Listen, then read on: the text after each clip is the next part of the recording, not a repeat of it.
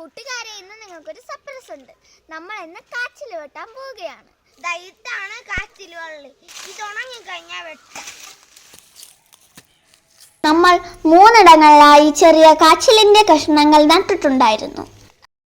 കണ്ടോ കൂട്ടുകാരെ, കാച്ചിൽ അത്യാവശ്യം വലുപ്പത്തിലുള്ള കാച്ചിൽ തന്നെ കിട്ടി.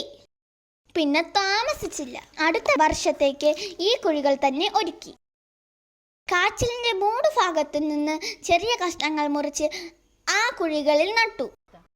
എന്നിട്ട് കാച്ചിലിന്റെ തൊലി ചെത്തി ചെറിയ കഷ്ണങ്ങളാ അത് കഴുകി ഒരു പാത്രത്തിൽ വെള്ളം എടുത്ത് നല്ലവണ്ണം വേവിച്ചു. കൂടെ കാന്താരി മുളകും ഉള്ളിയും ഉപ്പും കൂടി ഇടിച്ച് കുഴമ്പ് പരുവത്തിലാക്കി കുറച്ച് വെളിച്ചെണ്ണയും കൂടി ഒഴിച്ച് കുഴച്ചെടുത്ത് ഒരു കൂട്ടുണ്ടാക്കി. വാഴയിലയിൽ ചൂടോടെ നിരത്തിയ കാച്ചിൽ നിന്നും ഒരു കഷ്ണം എടുത്ത് മുളക് ചമ്മന്തിയിൽ മുക്കി കഴിച്ചു നോക്കണം. ഒരു രക്ഷയുമില്ല.